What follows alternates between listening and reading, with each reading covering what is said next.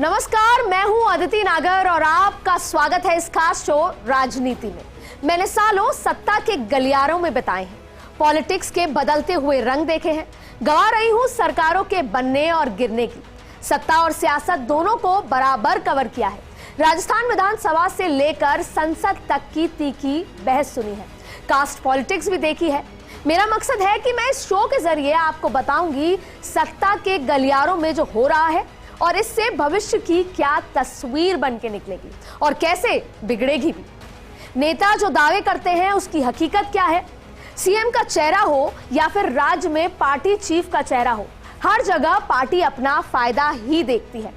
कहीं कोई जातिगत जनगणना की बात करता है तो कहता है कि जिसकी जितनी भागीदारी पार्टी में होगी, सत्ता में भी उसकी उतनी ही हिस्सेदारी होगी। अब राजस्थान की ही बात ले लीजिए।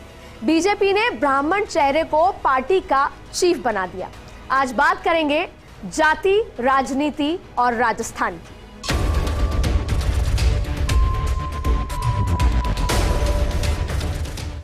भारत में चुनावी लोकतंत्र जातियों पर टिकी है और कहते हैं ना कि जाति है कि जाति नहीं, ये बात 16 आना सच है। आजादी के बाद से ही भारत में जातियों का प्रभुत्व देखने को मिलता आ रहा है। ना नुकुर करते करते भी सच यही है कि वोट पर जाति का असर पड़ता ही है। अब आप मतदाता हो या उम्मीदवार हो, मतदान पर आपके समुदाय का असर पड़ता है। फिर भी राजनीतिक दल खुद को जाति से ऊपर उठकर बताते हैं, मगर चुनाव आते आते टिकटों के बंटवारे में जाति का प्रभाव साफ साफ देखने को मिलता है। अब राजस्थान में भी चुनावी समीकरण जातियों पर टिके हैं। भले ही पार्टियां विकास के दम पर चुनावी मैदान में उतरने की बात करती रही हो, बीजेपी हो या कांग्रेस या फिर कोई भी पार्टी, जाति फैक्टर सभी के लिए अहम है और सभी पार्टियां टिकट बंटवारे के दौरान बात जाति की ही और करती हैं और जब नियुक्ति देती हैं किसी पद पर, तब भी जाति के माध्यम से ही संदेश देने का काम करती है। अब किसी दौर में मंडल और कमंडल की राजनीति भी हुआ करती थी। यूपी में काशीराम, मायावती, मुलायम सिंह यादव हो या फिर बिहार में लालू प्रसाद यादव, नीतीश कुमार हो, सभी जाति पॉलिटिक्स के सहारे सत्ता तक पहुंचे। लेकिन 2014 में मोदी के सत्ता में आने के बाद ये माना जा रहा है कि जाति सियासत कुछ हद तक कम हुई, लेकिन फिर जहां जब जब चुनाव आए तब वो जाति का रंग वापस लौट कर आता रहा। फिर भी पार्टियां अभी भी जाति समीकरण देखती हैं, क्योंकि जाति समीकरण हर जीत को, हर हार को, हर सीट पर तय करती है। राजस्थान की राजनीति में एक बार फिर नए सिरे से उथल पुथल मची है। दोनों प्रमुख पार्टियों के संगठन में बदलाव इसकी बड़ी वजह है। एक और सत्ताधारी कांग्रेस में ब्लॉक लेवल से लेकर जिला अध्यक्ष के नामों के ऐलान हो गया है और बीजेपी ने विधानसभा चुनाव के 8 महीने पहले राजस्थान संगठन में बड़ा बदलाव किया। सतीश पूनिया की जगह चित्तौड़ के सांसद सीपी जोशी को बीजेपी का नया प्रदेश अध्यक्ष बना दिया।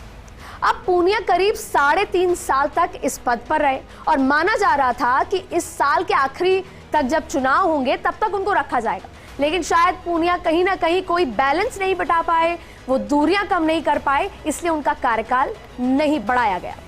अब देखिए, नई जिम्मेदारी मिली है सीपी जोशी को अध्यक्ष की, कैसे संभालते हैं, क्योंकि चुनौतियां बहुत ज्यादा उनके सामने होंगी।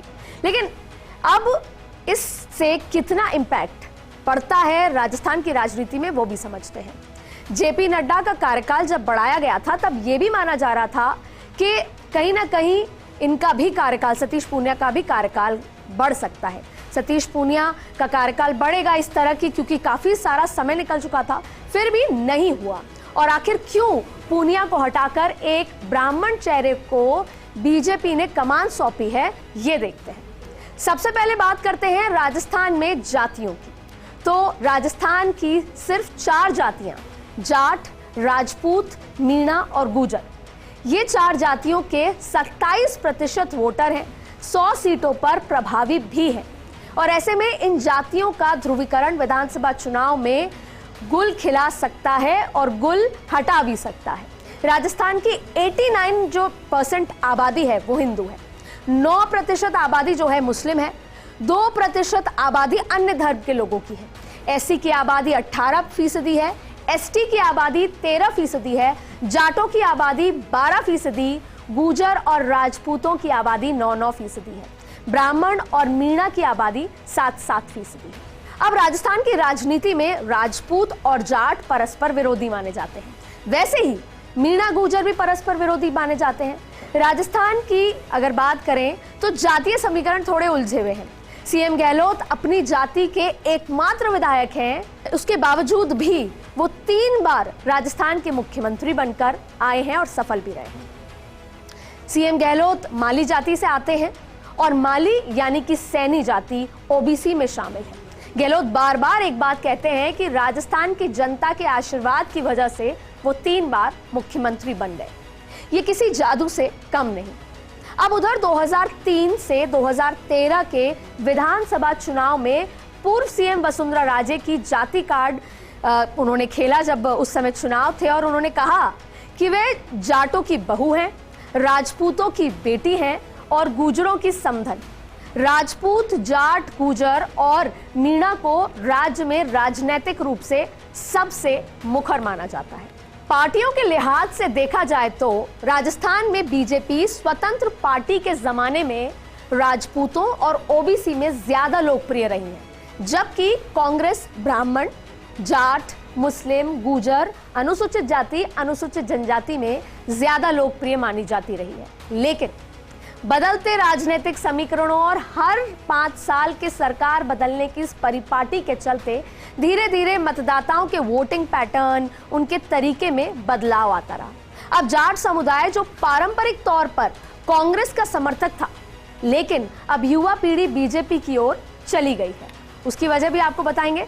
जाट समाज के दबदबे का अंदाजा इस बात से भी आप लगा सकते हैं कि हर चुनाव में कम से कम 10 से 15% विधायक जाट ही होते हैं। पिछले चुनाव की अगर बात करें तो 33 जाट विधायक चुने गए थे, जिसमें 5 मंत्री हैं।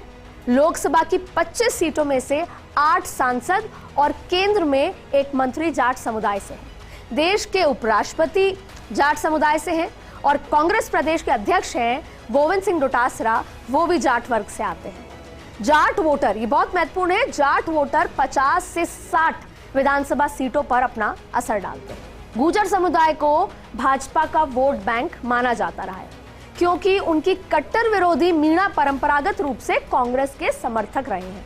हालांकि सचिन पायलट के जो गुर्जर नेता हैं, बड़े गुर्जर नेता हैं, इसीलिए कुछ समय से गुर्जरों का वोट भी जो है भाजपा और कांग्रेस में आधा आधा बट गया है। अब देखिए, राजस्थान में 5% गुर्जर वोट है, जबकि 7% मीणा वोटर हैं। राजस्थान की 200 विधानसभा की सीटों में 30 से 40 सीटों पर गुर्जरों का प्रभाव है, जबकि 50 सीटों पर मीणा जाति का प्रभाव है। राजस्थान की 50 से लगभग 60 सीटों पर राजपूत वोटर का भी बड़ा प्रभाव है। राजपूतों को भाजपा का परंपरागत वोटर माना जाता रहा है और राज्य में करीब 9% राजपूत हैं। प्रदेश में सबसे बड़े राजपूत नेता भैरव सिंह शेखावत, उन्होंने जनसंघ के समय से राजपूतों को अपने से जोड़कर रखा। सामान्य वर्ग में ब्राह्मणों की बात की जाए तो ब्राह्मणों की आबादी करीब 7% है, लेकिन 50 से ज्यादा विधानसभा सीटों पर स्वर्ण वोट जो बैंक है, उसका अगर चुनाव देखा जाए तो उसके चुनाव के नतीजों पे उसका असर पड़ता है। अब राजस्थान में 200 विधायकों में से केवल 18 ब्राह्मण समुदाय से हैं। ब्राह्मण वोट बैंक बीजेपी का परंपरागत वोट बैंक माना जाता रहा है। और ये बात अलग है कि मौजूदा वक्त में कांग्रेस की सरकार में डॉक्टर सीपी जोशी जो विधानसभा स्पीकर हैं, महेश जोशी जो मंत्री हैं, बीडी कल्ला सीएम जो सलाहकार हैं राजकुमार शर्मा, और ईडब्ल्यूएस बोर्ड के चेयरमैन अनिल शर्मा, डॉक्टर गिरजा व्यास, ये तमाम जो दिग्गज नेता हैं वो ब्राह्मण नेता ही हैं। अब बीजेपी में भी दिग्गजों की, ब्राह्मण दिग्गजों की कमी नहीं है। फिर चाहे बात करें तो घनश्याम तिवारी की हो, अरुण चतुर्वेदी की हो, सीपी जोशी की हो, रामचरण बोरा की हो, राजकुमार रिणवा की हो, रोहिताश शर्मा की हो या रामलाल जैसे नेता की। देखिए, जातियों के सहारे वोट बैंक की राजनीति और फिर पार्टियों में हिस्सेदारी और कमान, ये आम बात रही है। बीजेपी हो या फिर कांग्रेस, सीपी जोशी बीजेपी के प्रदेश अध्यक्ष बन गए हैं अब, और ब्राह्मण चेहरा भी हैं। इसीलिए पहले बात बीजेपी की ही शुरू कर लेते हैं। राजस्थान बीजेपी में अब तक 15 प्रदेश अध्यक्ष रह चुके हैं, जिसमें से 7 बीजेपी प्रदेश अध्यक्ष तो ब्राह्मण ही रहे हैं। तो 8 महीने बाद जो होने वाले विधानसभा चुनाव है, उसको देखते हुए भाजपा ने एक बार फिर नए वजीर की ताजपोशी कर दी और राजस्थान की चुनावी शतरंज पर भाजपा सोच समझकर अपनी चाल चल रही है। और इसी सोची समझी रणनीति के तहत सीपी जोशी को अब प्रदेश अध्यक्ष नियुक्त कर दिया गया है। अब सवाल ये उठता है कि आखिर चुनाव में 8 महीने पहले कह सकते हैं या एंड वक्त पर कह सकते हैं, क्योंकि प्लानिंग वाली पार्टी है, स्ट्रैटेजी वाली पार्टी है, इस तरह से बदलाव आखिरी मोमेंट पे क्यों किया गया? अब इससे भाजपा को क्या क्या फायदा होगा अगर ये नियुक्ति हो गई है, और कैसे अब अगले कुछ ही महीनों के अंदर भाजपा की चुनावी बिसात बिछती हुई नजर आएगी, नई नई रणनीति और स्ट्रैटेजी आपको जमीन पर दिखेगी। सीपी जोशी की बात कर रहे थे। चित्तौड़गढ़ से 2 बार सांसद सीपी जोशी को भाजपा प्रदेश अध्यक्ष बनाकर केंद्र नेतृत्व ने यह मैसेज दिया है। पहला, बिंदुवार बात करते हैं। केंद्र नेतृत्व ने राजस्थान भाजपा में चल रही गुटबाजी को दूर करने के लिए सबसे बड़ी चुनौती, वो गुटबाजी को दूर करने के प्रयास में ये पहला कदम उठाया। जोशी केंद्रीय स्तर पर अमित शाह के साथ सहकारिता से जुड़ी संसदीय समिति की अहम भूमिका में भी निभाते, क्योंकि उस समिति के सदस्य हैं, और मोदी और शाह की गुड बुक्स में भी हैं लंबे समय से। अब देखिए, वसुंधरा राजे और सतीश पूनिया के बीच लगातार आपसी खींचतान बढ़ रही थी, उस पर विराम लगाने के लिए भी ये कदम बेहद महत्वपूर्ण लग रहा है और केंद्र नेतृत्व ने विराम लगाया। जनवरी में जब पूनिया का कार्यकाल खत्म होने के बाद भी उनको प्रदेश अध्यक्ष पद पर बरकरार रखा गया, तो दोनों की दूरियां और बढ़ती नजर आई, दोनों गुटों की भी दूरियां और बढ़ती नजर आई। राजे के सालासर जन्मदिन के दौरान भी काफी कुछ हुआ जो दिल्ली तक पहुंचा और शायद दिल्ली ने उसका संज्ञान भी काफी गंभीर तौर पर लिया, जिस पर अरुण सिंह उनका जन्मदिन मनाने सालासर भी पहुंचे और एक कार्यक्रम में डांस करते भी साथ में नजर आए। अब देखिए आगे और क्या कुछ है जिसकी वजह से सीपी जोशी जो हैं उनको यहाँ पर प्रदेश अध्यक्ष बनाया गया है। अब पिछले कुछ दिनों से राज्यसभा सांसद डॉक्टर किरोड़ी लाल मीणा भी पूनिया से नाराज नजर आ रहे थे। फिर चाहे पेपर लीक का मुद्दा हो या फिर वीरांगनाओं का, उनके रिश्तेदारों का मुद्दा हो, नौकरी देने को लेकर किरोड़ी के आंदोलन से कहीं ना कहीं दूरी बना रहे थे सतीश पूनिया, और दोनों में किरोड़ी ने सतीश पूनिया पर दोनों मुद्दों पर यह कहा कि सतीश पूनिया से जो सहयोग मिलना चाहिए था वो नहीं मिला, जबकि बीजेपी शुरुआत से कहती आई है कि किरोड़ी मीणा अपने स्तर पर आंदोलन शुरू कर लेते हैं। अब चौथी बात आपको बताते हैं कि भाजपा का राजस्थान में चुनाव को देखते हुए सोशल इंजीनियरिंग पे बड़ा फोकस है और ये भाजपा की एक बड़ी स्ट्रैटेजी भी है, और राजस्थान ही नहीं पूरे राज्य में इस स्ट्रैटेजी को वो लगातार लागू करते आते हैं। अब मौजूदा समय में प्रदेश जो भाजपा के कोई भी ब्राह्मण नेता, प्रमुख चेहरा नहीं था जो बड़ी भूमिका में हो, और इसके चलते सीपी जोशी को चुना गया। गजेंद्र सिंह शेखावत गैर आरक्षित वर्ग से आते हैं, जबकि बाकी 3 मंत्री आरक्षित वर्ग से हैं। इनमें से एससी और 2 ओबीसी वर्ग से हैं। लोकसभा अध्यक्ष के पद पर कोटा सांसद ओम बिरला हैं जो वैश्य वर्ग से आते हैं।